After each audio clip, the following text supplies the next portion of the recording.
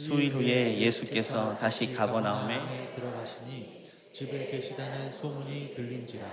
많은 사람이 모여서 무릎까지도 들어설 자리가 없게 되었는데 예수께서 그들에게 돌을 말씀하시더니 사람들이 한 중풍병자를 네 사람에게 메워가지고 예수께로 올세 무리들 가운데 예수께 데려갈 수 없으므로 그 계신 곳에 지붕을 뜯어 구멍을 내고 중풍병자가 누운 상을 달아내리니 예수께서 그들의 믿음을 보시고 중풍병자에게 이르시되 작은 자야 내 죄 사함을 받았느니라 하시니. 아멘. 다시 일어서게 하리라 라는 표로 한 해를 열심히 시작한 지가 엊그제 같은데 벌써 절반이 이렇게 흘러왔습니다. 어느새 전반기가 마무리되고 후반기를 맞이할 시점인데요, 지난 6개월을 돌아볼 때 여러분 어떠셨습니까? 여러분 가운데 어떤 분들은 숱하게 넘어졌는 6개월, 지난 6개월이 넘어지고 일어서고를 반복했던 분도 있을 것이고, 어떤 경우에는 넘어진 자리에서 여전히 일어서지 못하고 있는 분도 있을 겁니다. 지금 선교회 모임 나와 계시지만 넘어져 있는 분도 있을 것이고, 또 이 자리에 나오지 못할 정도로 아예 인생이 주저앉아 있는 분도 있을 것입니다. 저는 오늘 다시금 그 이야기를 하고자 합니다. 우리 하나님은 넘어진 자리에서 우리를 능히 일으킬 수 있는 분임을 믿으시기를 바랍니다. 무엇 때문에 넘어져 있든 누구로 인해 주저앉아 있든 하나님은 그 어떤 자리에서도 우리를 능히 일으키는 분임을 믿으시기를 바랍니다. 여러분, 하나님은 우리를 향해 우리가 넘어진 것으로 절대 책망하지는 않습니다. 너 왜 넘어졌니? 이렇게 말씀하지 않아서, 왜? 우리 약함을 아시기 때문에. 하지만 넘어진 자리에서 일어서기를 포기하는 것은 하나님께 책망받을 일입니다. 예수님을 구주로 믿는 하나님의 자녀가 주의 손을 붙잡고 일어서기를 포기한다, 그건 말도 안 되는 일입니다. 우리 인생은 아무리 오래 살아도 여전히 하나님 앞에서는 어린아이입니다. 70, 80, 90이 되어 우리는 하나님 앞에서 응애응애하는 애기일 뿐입니다. 어린아이의 특징이 뭡니까? 걸음마를 배우는 단계 아닙니까? 넘어지고 일어서고를 계속 반복하는 겁니다. 우리도 마찬가지입니다. 하나님 나라 앞에 서는 그날까지 계속 일어서고 넘어지고 일어서고를 계속 반복할 겁니다. 그러면서 우리는 성장을 경험하게 되는 것입니다. 근데 우리는 그게 잘 안 돼요. 넘어진 자리에서 너무 깊이 파고들고 묵상합니다. 내가 왜 넘어졌을까? 내가 왜 이렇게 연약할까? 너무 심각하게 받아들입니다. 아이가 넘어졌으면 그냥 훌훌 털어버리고 일어나야지 건강한 아이죠. 근데 넘어진 자리에서 내가 왜 또 넘어졌을까? 라고 깊이 생각하는 아이가 있다면 그 아이는요, 문제가 있는 겁니다. 속 깊은 아이가 아니라 문제가 있는 아이입니다. 그렇기 때문에 우리는 어떤 경우에는 넘어지지 않기 위해 애쓰기보다 넘어진 자리에서 어떻게 빨리 일어설 수 있을까, 어떻게 건강하게 일어설 수 있을까로 고민하는, 거기에 우리의 노력이 있어야 되는 것입니다. 성경 인물 중에 가장 위대한 인물 중 하나인 다윗 보십시오. 그렇게 위대한 인물도 얼마나 많이 넘어졌습니까?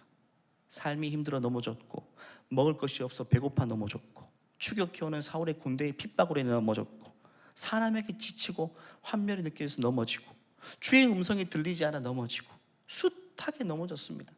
시편 143편 보면 원수 때문에 무너졌잖아요. 같이 읽어볼까요?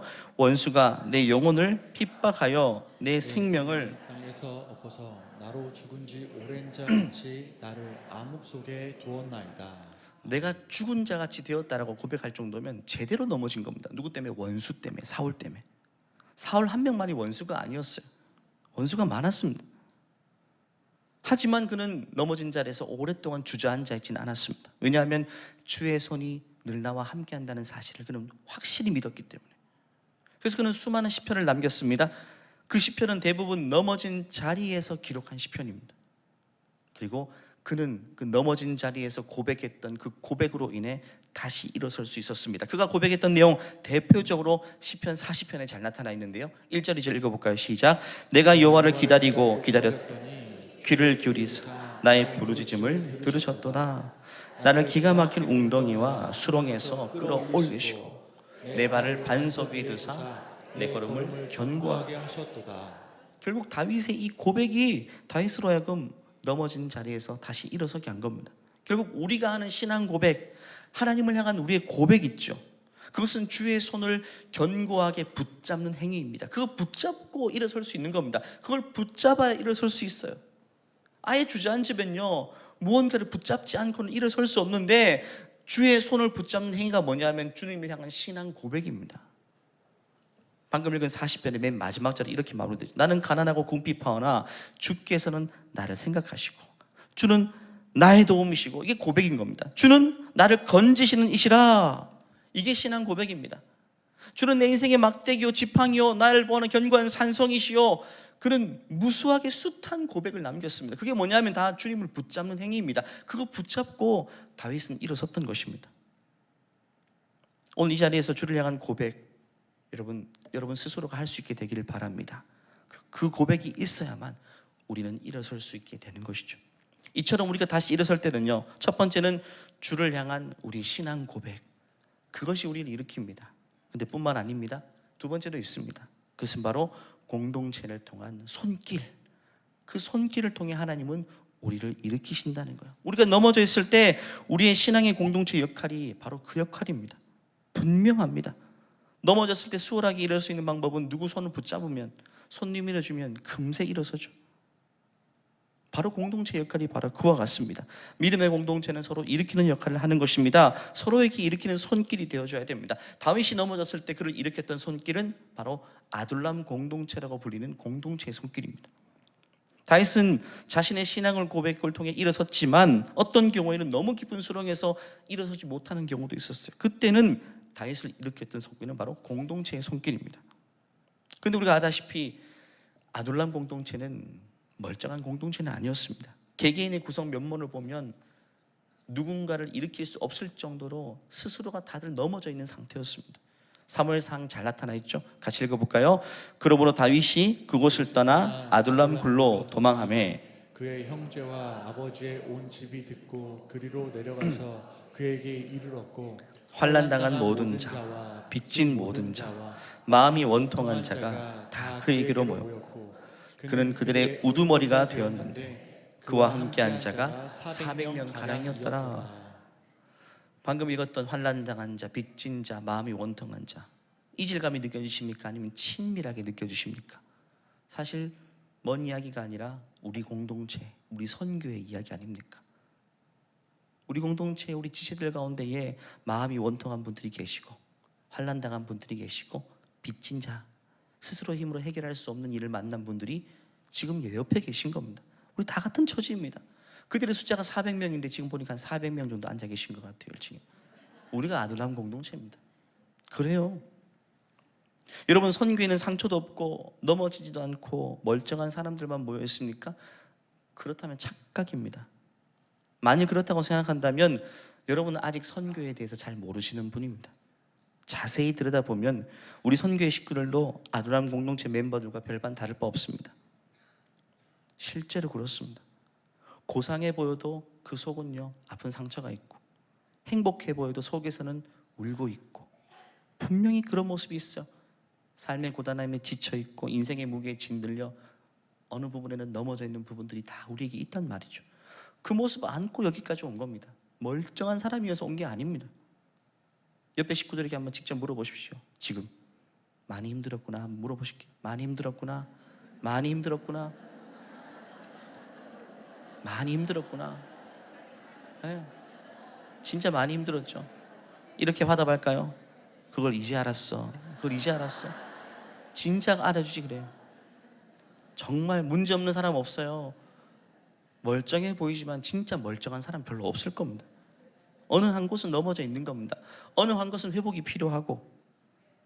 이 다윗이 넘어졌을 때 아둘람 공동체가 큰 역할을 해주었습니다.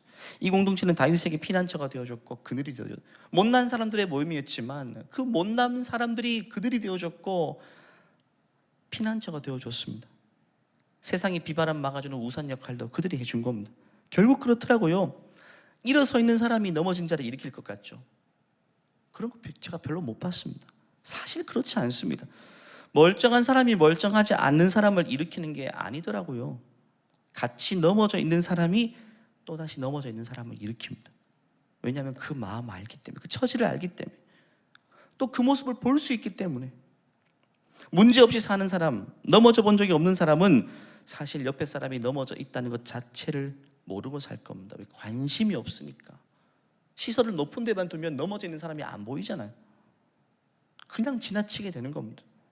표면적인 공감은 하겠지만 실제로는 그렇지 않죠.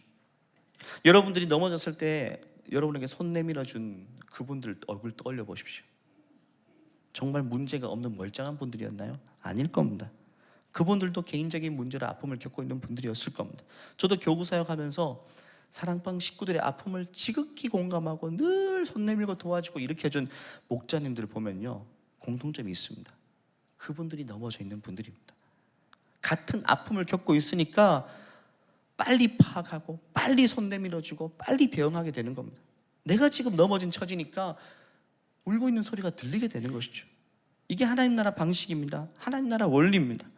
사도 바울도 고린도후서에서 이렇게 고백합니다. 같이 읽어보겠습니다. 찬송하리로다. 그는 우리 주 예수 그리스도의 하나님이시요 자비의 아버지시요 모든 위로의 하나님이시며 우리의 모든 환난 중에서 우리를 위로하사 우리로 하여금 하나님께 받은 위로로서 모든 환난 중에 있는 자들을 능히 위로하게 하시는 이시로다. 아멘. 사도 바울은 아픔이 많은 인생이었거든요. 그 가운데 그는 깨달은 겁니다. 자신이 겪는 환난을 통해 환난 중에 있는 또 다른 지체를 하나님은 살피게 하시는구나. 바울의 환난은 과거 완료형이 아니라 현재 진행형입니다. 그 몸에는 지금도 가시가 있거든요. 가시를 이렇게 말하잖아요. 여러 계시를 받은 것이 지극히 크므로 너무 자만하지 않게 하시려고 내 육체에 가시고 사탄의 사자를 주셨으니 목적이 뭡니까? 이는 나를 쳐서 너무 자만하지 않게 하려 합니다. 사탄의 사자라고 표현할 정도로 너무 아픈 가시가 내 몸에 지금 박혀 있는데 그 이유가 뭔지를 깨닫게 된 겁니다. 나를 쳐서 너무 자만하지 않게. 자만한다는 말은요, 이게 위로 들어 올리다라는 표현입니다. 자신을 실제보다 높이 평가하고 영적으로 우쭐하다는 표현. 한마디로 나 자신을 과대평가하고 나는 괜찮은 사람이야, 나는 나하고 어울리는 사람은 저 위에 있는 사람이야, 이렇게 착각하지 않게 하고 낮추기 위해서 하나님은 그 몸에 가시를 박아 두셨다라고 이야기합니다. 우리의 죄된 본성은요, 높이 올라가고만 싶잖아요. 내 관심도 높은 사람에만 관심이 있습니다. 시선도 높은 데만 두게 돼요. 그리고 높은 곳에 문제없이 사는 사람만 있기 때문에 상대적으로 그렇지 못한 내 처지에 절망하게 되는 겁니다. 높이 바라보는 사람의 특징입니다. 쉽게 절망합니다. 그래서 하나님은 사도 바울의 관점을 낮은 곳으로 향하게 하기 위해서 그 몸에 가시 하나를 박아둔 겁니다. 그 가시로 인해 사도 바울은 관점이 달라집니다. 바울은 원래 높이 있는 사람이에요. 최고학문 출신이고 출신 자체가 달라요. 그가 어리는 사람이 달라요. 정해져 있는 부류입니다. 그가 보고 만나는 사람들은 정해진 부류입니다. 그런데 그 몸의 가시로 인해 사도 바울의 관점이 낮아지게 됩니다. 나하고 비슷한 처지, 좋은 출신들, 그게 별로 안 보여요. 그 사람들의 삶이 안 보이고 낮은 자의 삶을 살아가는 그 사람들이 보이기 시작합니다. 그때부터 바울의 사역은 열매가 나타나기 시작합니다.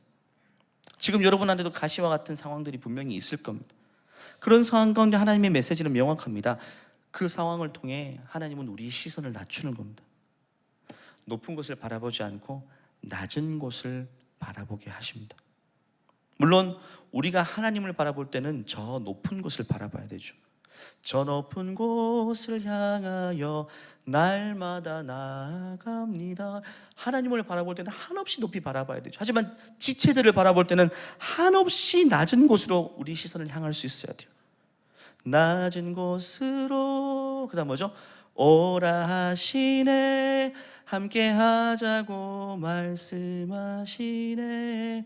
우리의 시선을 낮은 곳으로 두면 그게 주님과 함께 하는 것입니다. 높은 곳만 바라보면요, 저처럼 이게 거북목이 될 수 있어요. 거북목의 특징이 이렇게, 제 자세가 이렇습니다. 아직 제가 좀 낮아져야 되는데, 낮은 곳으로, 낮은 곳. 높은 곳에 시선을 두면 넘어진 자들이 안 보입니다, 여러분. 잘난 사람들만 보입니다. 하지만 시선을 낮은 곳에 두면 보이지 않던 것이 보이게 됩니다. 넘어진 자들, 주저앉아 있는 자들, 그리고 그들의 눈물이 보입니다. 다른 소리가 들리기 시작합니다. 주파수를 낮은 곳에 맞추게 되면 상한 영의 탄식 소리가 들립니다. 영혼의 울음소리가 거기에 주파수를 맞추면 들리기 시작합니다. 여러분, 아직까지 지체될 울음소리가 안 들리면 여러분 주파수를 덜 낮춘 겁니다.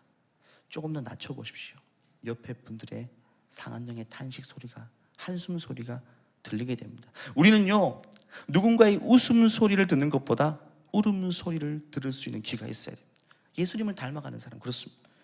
웃음 소리를 따라 향하기보다 울음 소리에 반응하여 그 소리를 향해 나갈 수 있는 것이 주님의 걸음입니다. 우리의 걸음도 그래야 된다고 성경은 이야기하는 것입니다. 이게 예수님의 삶입니다. 찬송가 515장 중에 눈을 들어 하늘 보라, 같이 불러볼까요? 1절만 한번 불러볼게요. 시작. 눈을 들어 하늘 보라, 어지러운 세상 중에 곳곳마다 상한 영의 탄식 소리 들려온다. 빛을 잃은 많은 사람, 길을 잃고 헤매이며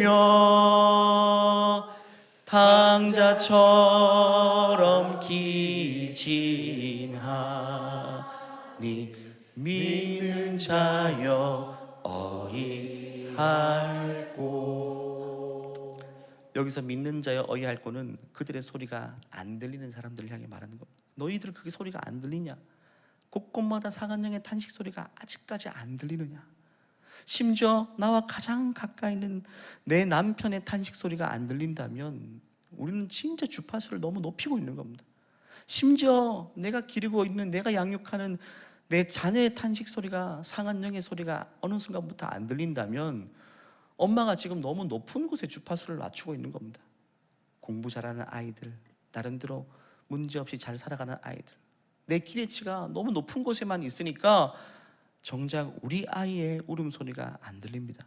그 소리를요, 한 달, 두 달 부모가 듣지 못하면, 6개월, 1년 듣지 못하면, 2년, 3년 동안 그 소리를 듣지 못하면 아이가 아프기 시작해요. 누군가 들으면 아프지 않아요, 여러분. 그 소리를 듣고 반응하면 괜찮아요. 근데 오랜 세월 동안 반응하지 못하면 그때부터 많이 아파요. 우리는 상한 영의 탄식 소리, 가까이 있는 사람, 우리 식구들, 우리 부모님, 그리고 내 자녀, 옆에 있는 지체들의 탄식 소리를 들을 수 있어야 돼요. 낮은 곳으로 바라볼 때 멀쩡해 보이지만 속에서 울고 있는 소리가 나에게 들려올 수 있어야 돼요. 그게 살아있다는 증거입니다. 내 영혼이 살아있다는 증거입니다. 그게 예수님의 시선입니다. 예수님을 만난 사람들, 예수님이 찾아간 사람들 특징 보십시오. 다 울고 있는 사람이에요. 삭개오 보십시오. 삭개오는 표면적으로는요 멀쩡한 사람이에요. 돈 많이 벌어요. 로마의 압제에 있는 시대에도 불구하고 그런 잘 사는 사람, 좋은 집에서 수입도 쏠쏠하고 계층이 다른 사람이에요. 유대인이 세리를 경멸한 이유가 뭐냐 하면 율법적으로도 나쁜 사람이지만 부러워서 그런 겁니다. 우리는 지금 이렇게 힘든데 저들은 로마의 그늘 아래서 안전하게 살고 잘 벌어먹고 사니까 그게 부러워서 시기 질투하는 겁니다. 사람들은 그것밖에 안 보여요. 잘 사는 것, 좋은 차 타고 다니는 것, 자녀가 공부 잘하고 문제없이 하는 표면적인 모습. 근데 예수님은 아니잖아요. 삭개오의 속을 보시는 겁니다. 남들이 보지 못하는 것, 그의 공허와 텅 빈 마음을 보십니다. 삭개오는 누구보다 잘 나가는 것처럼 보였지만 실상은 누구보다 더 처참하게 무너져 있고 주저앉아 있는 내면의 모습, 울고 있는 아이가 그 속에 있다는 모습, 예수님은 보았던 것입니다. 그래서 그를 찾아가시고 그 집에 들어가신 겁니다. 그리고 대화를 나누시면서 그 영혼이 회복되기 시작합니다. 어떻게 회복됩니까? 자신의 처지를 정확하게 알고 있는, 공감하는 예수님을 통해 회복되는 겁니다. 내 속에 아무도 몰라고 있던 나의 아픔, 주님이 말씀하시잖아요. 그때 회복되기 시작해요. 지체들도 마찬가지입니다. 자녀도 마찬가지입니다. 우리 참 이상하죠. 우리도 학창시절 지낸 지 기껏 20년, 30년밖에 되지 않는데 왜 학창시절을 보내는 자녀들이 왜 이렇게 공감이 안 되죠? 20, 30년 동안 우리가 어른 되어버렸고 우리의 시설이 너무 높아져서 거북목이 되었어요. 그래서 안 보이는 겁니다. 하지만 오늘날에도 주의 말씀 안에 겸손해지고 하나님께서 시선을 낮춰준 분들은 그 자녀의 아픔을 보게 되고 거기에 민감하게 반응하게 됩니다. 그건 문제가 없는 겁니다. 예수님의 시선이 있는 곳에 우리의 시선이 머물고 예수님의 길이 멈추는 자리에서 우리의 걸음이 멈춰야 되는 것이 바로 우리의 삶인 것입니다. 이 땅에서 우리가 예수님의 손과 발이 되어서 상한 아픔을 어루만지고 그들의 눈물을 닦아줘야 되는 것이 우리의 역할입니다. 우리 옆에 선교 식구들 또 인사합시다. 오늘 계속 인사할 겁니다. 진짜 진심을 다해서 제가 눈물을 닦아드리겠습니다. 정말 진심으로 인사하십시오. 약속입니다.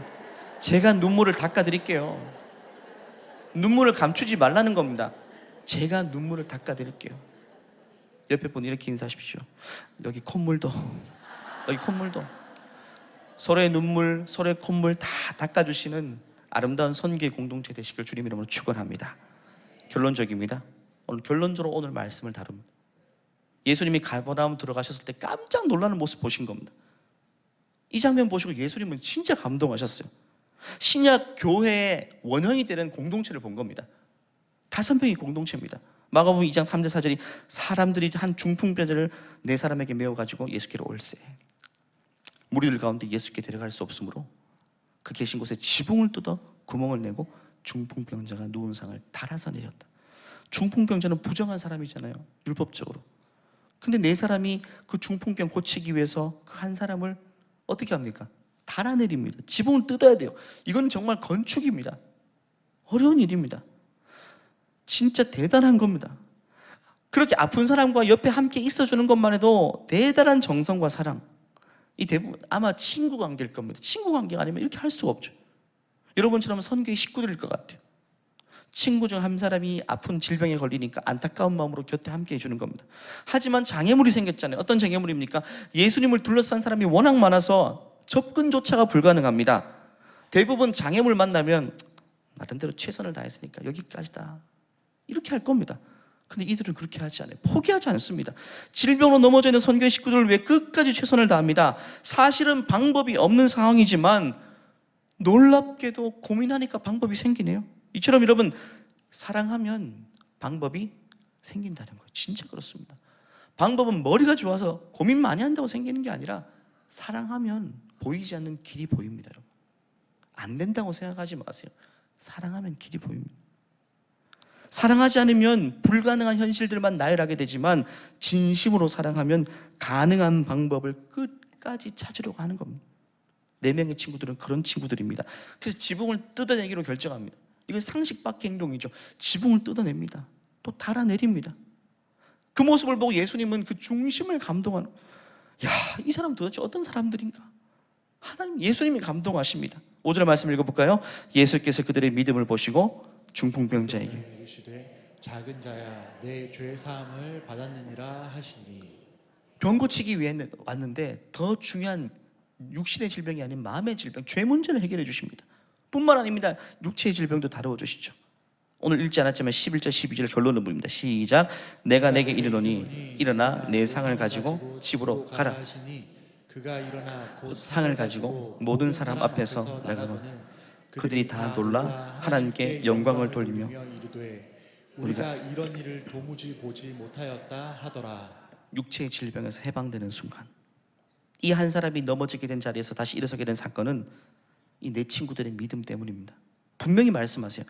예수께서 그들의 믿음을 보셨다. 여러분, 넘어진 자는요 스스로 할 수 있는 게 없어요. 많은 이미 좌절을 경험했기 때문에. 하지만 그를 일으키기 위한 친구들의 사랑과 열정은 식어지지 않았어요. 여러분, 이게 바로 공동체입니다. 주저앉아 있는 사람은 일어설 의욕조차 없어요. 그럴 때 손 내밀어주고 일으키는, 오늘 이 본문에 등장하는 이 네 친구의 모습이 바로 우리가 추구하고 나아가야 될 우리 선교의 모습인 것입니다. 앞으로 여러분, 이 친구들 관계 안에 또 누가 중병에 걸리고 인생의 문제를 만나도 걱정이 하나도 없어요. 왜? 나머지 친구들이 또 팔을 걷어붙이고 그와 함께 해줄 것이기 때문에. 그게 바로 공동체입니다. 궁극적인 회복은 주님으로부터 되는 것이지만 중요한 것은 그 예수님 앞에까지 데리고 나가는 것은 동역자들의 역할인 것입니다. 제가 알고 있어요. 인생에 큰 문제를 만난 분들, 우리 새벽기도 같이 가자, 내가 작전기도 같이 해줄게 해서 기도하는 자리에 모시고 오는 분들, 이 이 친구들의 모습인 겁니다. 이 친구들의 모습이요. 오늘 연합예배 한번 가보자. 혼자서 너무 우울해 있고 집에 있는데 연합예배 한번 가보자. 어머니들과 같이 나와보자. 이게 바로 친구들의 모습. 그 모습을 통해 결국에는 궁극적으로 주님이 그걸 회복시켜주는 겁니다. 저는 우리 자매선교회 각 선교회가 이런 아름다운 공동체를 이루게 되기를 주님의 이름으로 간절히 축원합니다. 여러분, 선교에서 만난 것은 결코 우연이 아닙니다. 제가 오늘 노래를 너무 많이 불렀는데 하나만 부르게.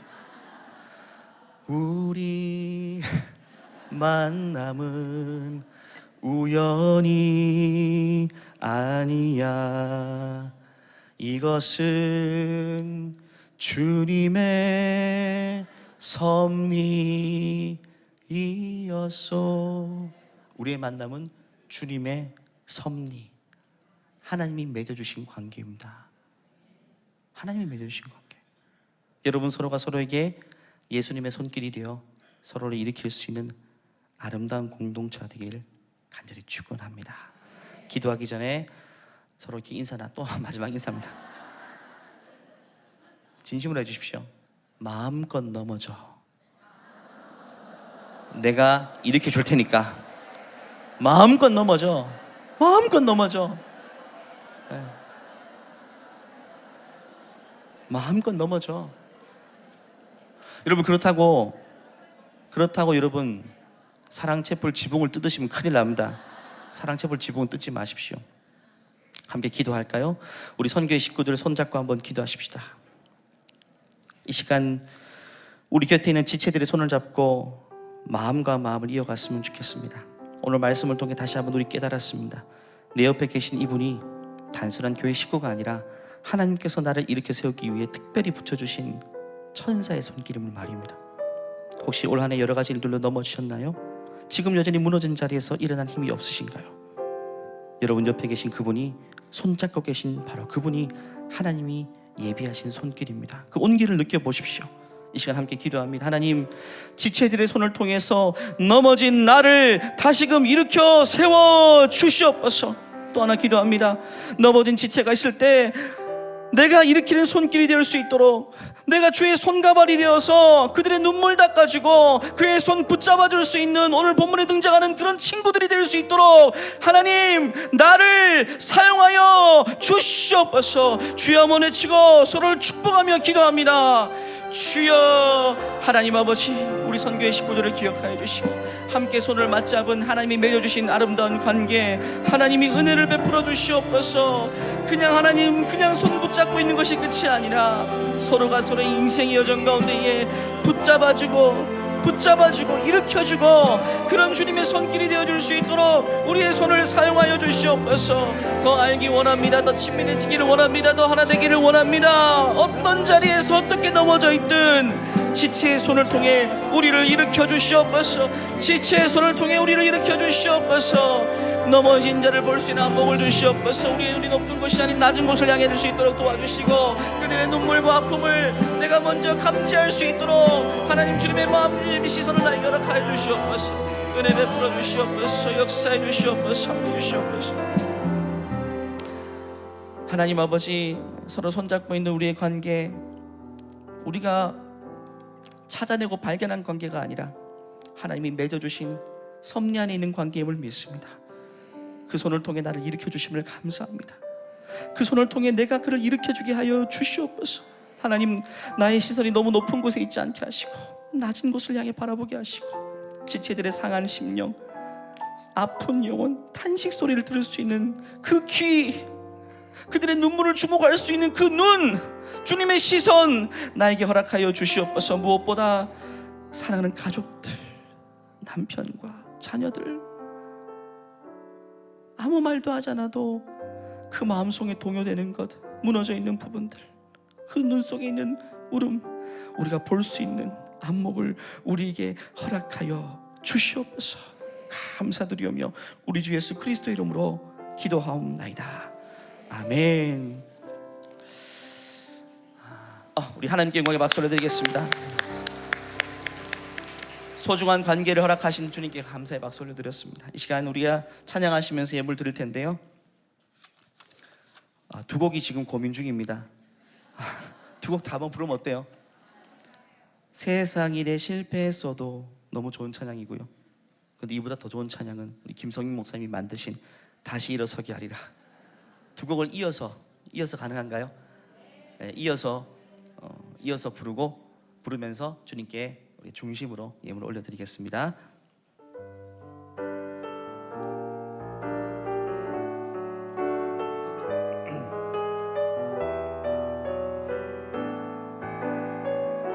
세상 일에 실패했어도 세상 일에 실패했어도 너는 절망하지 말아라. 내가 너를 도우리라. 다시 일어서게 하리라. 질병으로 고통당해도 너는 두려워 말라. 내가 너를 도우리라. 다시 일어서게 하리라. 나를 버린 자들도 내가 사랑하거늘 하물며 너희를 그냥 둘까 보냐. 나는 너와 함께하는 너의 하나님 되리니 의로운 오른손으로 붙들리라.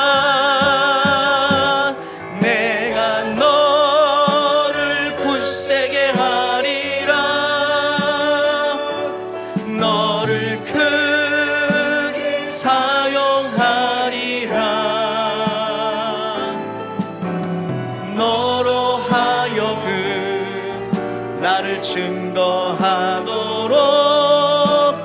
내가 너를 도우리라. 다시 일어서게 하리라.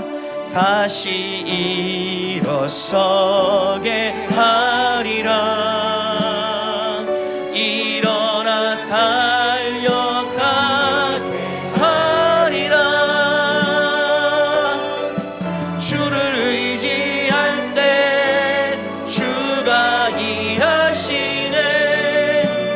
그 손 잡아 일으키시네. 다시 일어서게 하리라. 능력의 주가 함께 하시네. 내가 너로 인해 영광 받으리니 다시 일어서게 하리라. 다시 일어서게 하리라. 다시 일어서게 하리라. 우리를 다시 일으키시는 주님의 손을 의지합니다. 주님의 손길을 찬양합니다. 어떤 자리에서도 주님의 손은 능히 우리를 일으키시고 남으실 것입니다. 하나님 아버지, 오늘 주 앞에 중심으로 예물을 올려드립니다. 참 먹고 살기 힘든 어려운 시절을 지나고 있습니다. 그럼에도 불구하고 내게 있는 모든 것이 주께로부터 온 것임을 고백하며 나의 삶 전체의 고백이 담겨있는 예물을 주 앞에 올려드리오니 하나님, 우리의 중심을 흠양하여 주시옵소서. 이제는 우리 주 예수 그리스도의 은혜와 하나님의 극진하신 사랑과 우리 안에 내주하시는 성령의 교통하심이 그 어떤 넘어진 자리에서도 주의 손 굳게 붙잡고 다시 일어서기를 소원하고, 넘어진 지체를 내 손으로 다시금 일으키기를 소원하는 하나님의 존귀한 우리 선교의 식구들 머리 위에 이제로부터 영원토록 함께 하시기를 간절히 축원하옵나이다. 아멘.